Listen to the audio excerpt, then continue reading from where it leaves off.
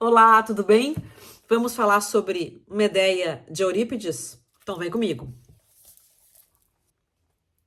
A minha edição é bilíngue, tradução pós-fácil e notas de Trajano Vieira e comentário de Otto Maria Capó.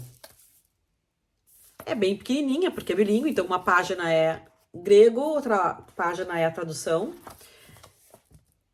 E ela trata da parte final do mito de Medeia e Jasão. Deixa eu te contar o que vem antes para você entender o que acontece depois, quando começa essa tragédia.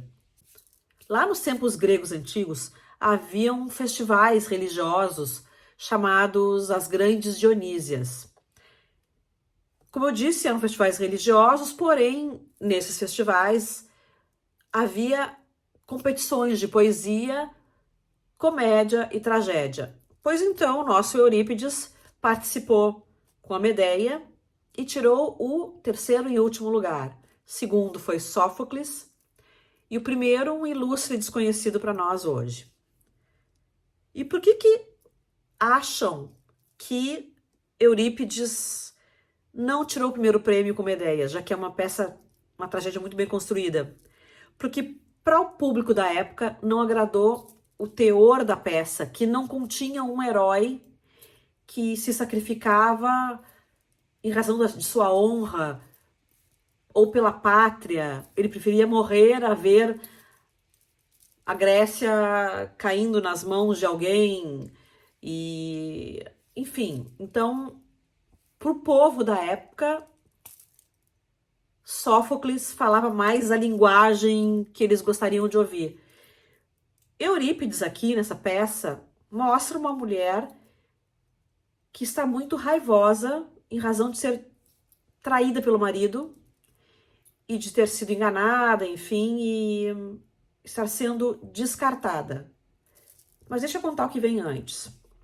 Jasão estava lá na sua casa, pequenininho, com a sua mãe, e chegou um usurpador e tirou o trono do pai e matou o pai. Esse usurpador era o tio. Jasão e sua mãe se refugiaram em outro lugar, mas quando Jasão cresceu, voltou para acertar as contas com esse tio. Jasão, cantando de macho, de galo, chegou no tio e disse, ó, taca-lhe de volta o trono, que o trono é meu agora. E Peleias, querendo contemporizar, disse, não, deixa disso, espera um pouco. Te dou o trono, mas se tu trouxer para mim o velocino ou velo de ouro. E o que era isso? É a lã de um carneiro com poderes mágicos que estava em outra terra. Ele tinha que ir atrás desse carneiro, que era um carneiro alado, enfim, em outro lugar. Quem possuísse esse carneiro teria poderes mágicos. Jasão, jovenzinho, disse, ok, vou lá, vou ter uma aventura. E pegou um monte de gente para ir com ele nessa aventura. Essas pessoas ficaram conhecidas como argonautas, porque a embarcação que eles foram se chamava Argos. Então, Argos, argonautas. Ok, os argonautas foram para a terra onde se encontrava o Velocino de Ouro, e era a terra de quem? De Medeia, que era a princesa do local. Medeia era filha do rei Átis, de um lugar que se chamava antigamente de Cólquida, que hoje é a República da Geórgia, um lugar da República da Geórgia. A princesinha Medeia, toda cuidadinha pelo seu pai, estava lá quando Jasão chegou e ela se apaixonou tremendamente por Jasão. Jasão chegou no pai e disse, me dá cá o velocino de ouro. E o pai disse também, como o Pélias, deixa disso, arabolas, vejamos. Antes de tudo, tu tem que passar por algumas provas. E disse quais eram as provas, não vou entrar em detalhes, mas eram provas dificílimas. Se não fosse Medeia estar apaixonada pelo Jasão, Jasão não conseguiria, porque Medeia também era tida como, digamos assim, uma feiticeira, alguém com poderes diferentes, poderes mágicos. Então, Jazão só conseguiu esse velocino de ouro porque Medeia ajudou. Jazão ficou muito grato naquele momento e prometeu casamento para Medeia. E Medeia topou e fugiu junto com o Jazão. E os argonautas de volta para de onde tinham saído. Corinto, se eu não estou enganada. No meio do caminho, Medeia é perseguida pelo seu próprio irmão e o estraçalha para que ele não a pegasse. Ok, Medeia e Jazão chegam a Corinto e são aceitos lá nesta corte, vão viver lá e têm filhos. Há mais coisas nesse mito, mas eu vou deixar de contar porque, para os nossos fins agora, o que interessa é chegar na peça, porque até agora foi um mito de Jazão e Medeia. Então, o que nós temos? Um Jazão e uma Medeia que fugiram para Corinto e viviam felizes com filhos. Até que Jazão foi tentado, não acho do termo para dizer tentado pelo diabo, que era o rei Creon, ou Creonte, como nós conhecemos. Creonte quis esse forasteiro para casar com a sua filha, que não aparece o nome aqui na peça, mas ela é conhecida no mito por Creusa ou Creusa e também por Glauce. Na peça a gente conhece ela por Princesa de Corinto. Então Creonte foi lá, falou no ouvidinho de Jazão, olha, tu não queres um casamento real, ela é maravilhosa, minha filha, tu vai ter favores meus, enfim. E Jazão, um baita FDP, larga a mulher que o ajudou para ficar com essa moça, filha do rei de Corinto, Creonte. Aqui começa a nossa peça. Nossa peça começa com uma mulher ferida, uma mulher que não aceita o papel tradicional da mulher daquela época, de baixar a cabeça para as coisas que os homens faziam. Ela não aceita ser trocada, ela não aceita ser a amante ou a outra, ou ser deixada de lado. E a peça toda é ela se lamentando em razão do que o marido fez com ela. E ela quer feri-lo, ela quer dar um jeito de que ele sinta o que ela sentiu. Acontece que Medeia faz um barulho em Corinto e começa a falar mal de Deus e todo mundo. Isso é subentendido, tá? Eu tô dizendo isso. Creonte chega um momento que não aguenta e vai lá e diz, ó, aqui, ó, vamos calar tua boca, chega de fofocalhada e tu vais agora ter que ir embora. Eu te recebi na minha humilde cidade, com todo amor e carinho, mas agora tu não faz mais parte dos meus planos, eu acho que tu tá atrapalhando e eu prezo muito a felicidade da minha filha, então tu vai ter que sair daqui. Para onde Medeia vai? Ela começa a questionar, porque ela traiu o pai dela, ela estraçalhou o irmão, e tem mais uma parte do mito que eu não contei para vocês, que eu não me lembro exatamente com quem aconteceu, mas ela convence duas filhas de alguém que se trouxessem o pai que está moribundo para ela e ela botasse esse homem num caldeirão, que aquela pessoa se tornaria mais jovem e sem dor. Essas duas moças trazem esse pai e ela mata esse pai, e eu não me lembro por quê. Eu não me lembro em que parte entra esse mito. Essa parte desse mito. Mas, enfim, ela tá na nossa peça pensando sobre isso. E agora, para onde eu vou? O rei Creonte está me expulsando, eu não tenho casa, eu não posso voltar para minha terra natal, porque meu pai vai me prender e fazer maldades comigo, porque eu fui má com ele e eu o traí. Eu matei meu irmão por amor, e agora? O que eu faço? Ela pede para Creonte para que ele a deixe ficar mais um dia na ilha, para que ela possa pensar no seu futuro, o que vai fazer e poder se dirigir para algum lugar. O que acontece? Antes de te contar o que acontece, deixa eu te dizer aqui, vai ter spoiler. É difícil contar essa peça sem dar esse spoiler, porque o livro é muito pequenininho, a tragédia é muito pequenininha. Tem algo fundamental nessa tragédia. Voltando então, a gente tá com a Medeia se perguntando o que ela vai fazer da vida, para onde ela vai. Chega em Corinto Egeu, que é o rei de Atenas, se eu não estou enganada, e ele chega lá e vai conversar com Medeia e trocam ideias, né? E ela pergunta de onde ele vem, por que vem. Ele falou que foi consultar um oráculo porque ele quer ter filhos e não está conseguindo. Só que o oráculo disse para ele alguma coisa que ele não consegue decifrar. E ela disse: "Ah, eu posso te ajudar a ter filhos", porque ela era, né, feiticeira. Isso é bem fácil. Mas em troca eu quero uma coisa, que tu me acolha na tua cidade, porque eu fui expulsa. E ele diz: "OK, sem problemas.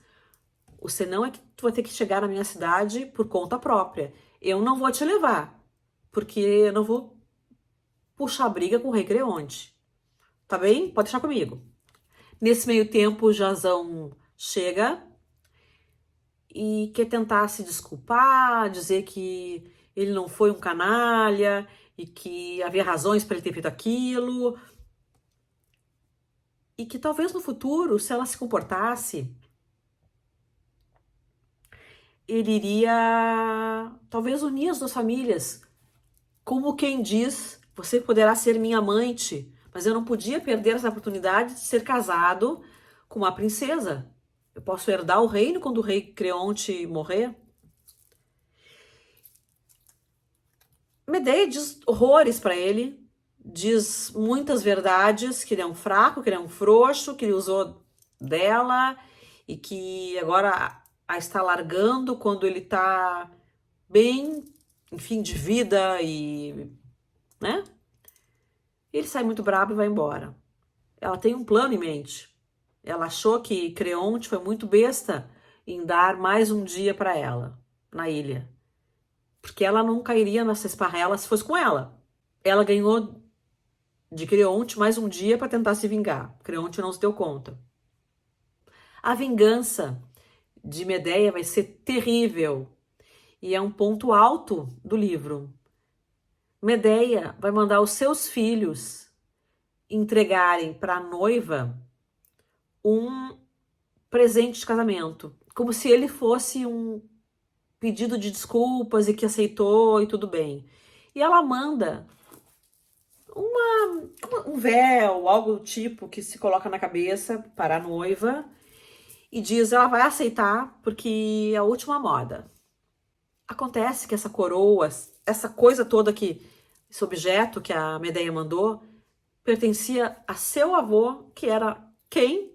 O deus Sol, Hélio. Ela era filha de um deus.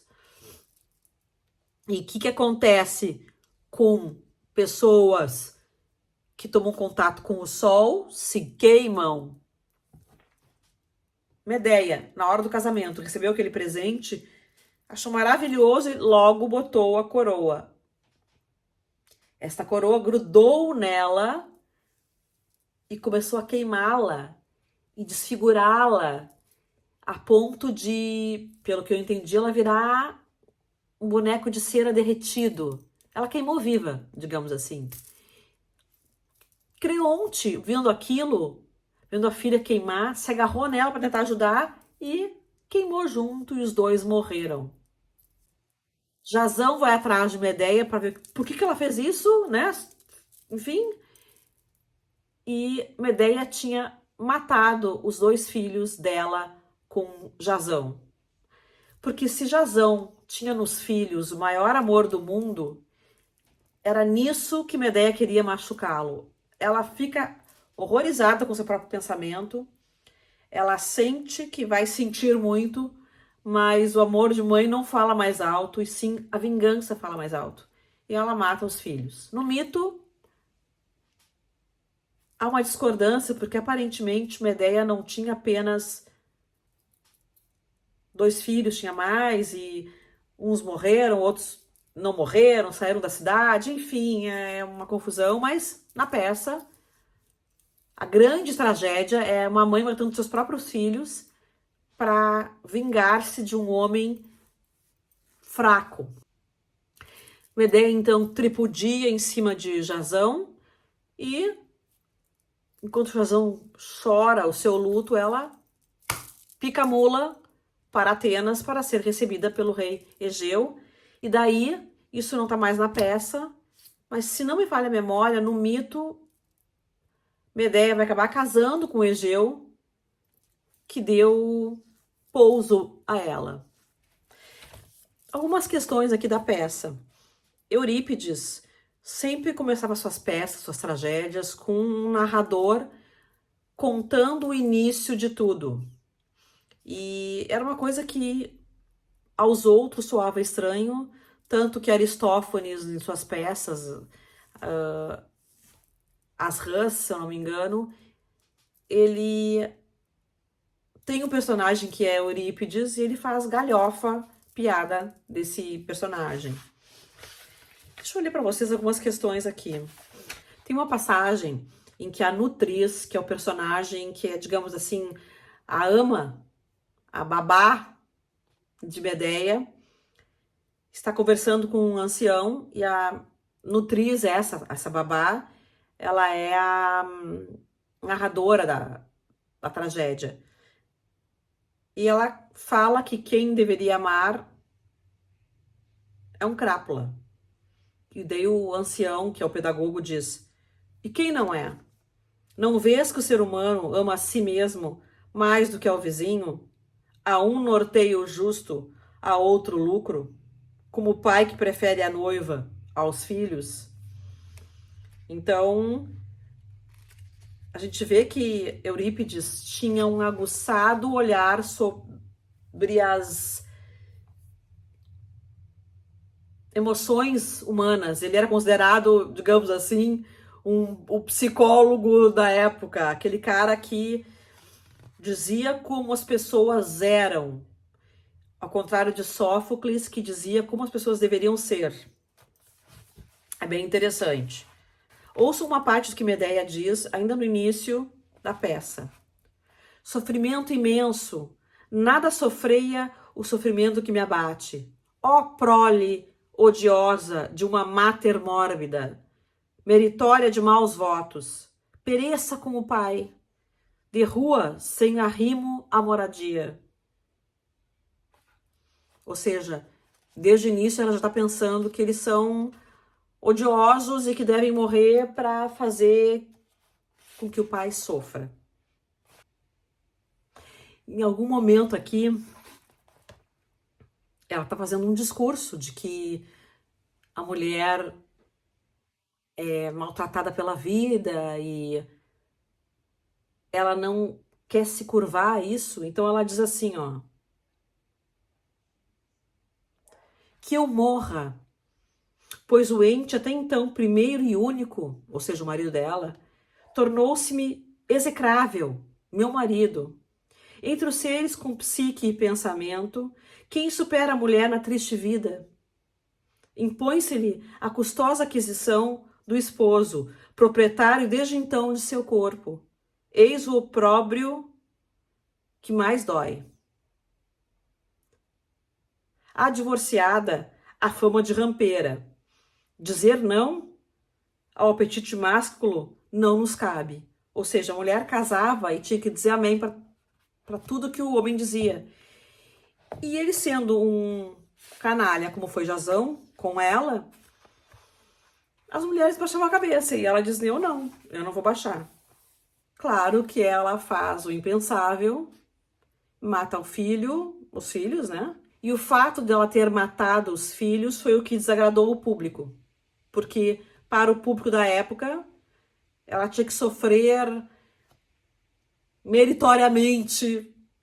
Ela tinha que ser a heroína que morre pela sua honra. Assim como em Édipo Rei, por exemplo. Não, vou pegar Édipo Rei, não. Antígona. Antígona, não vou contar a história dela, mas enfim, ela faz algo proibido pelo rei, que era Creonte, se eu não me engano também, que proíbe de enterrar o irmão de Antígona, e ela diz que não, que ela vai enterrar, porque é lei, e o irmão não teria repouso no outro mundo se não fosse enterrado, enfim.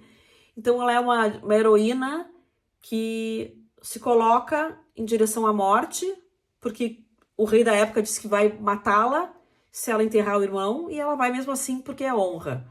Aqui não temos uma heroína com honra, temos uma heroína que matou um monte de gente e os próprios filhos. E isso desagradou o público da época. Enfim, gente, eu acho que é isso. Tem muita coisa aqui nessa peça de frases de efeito.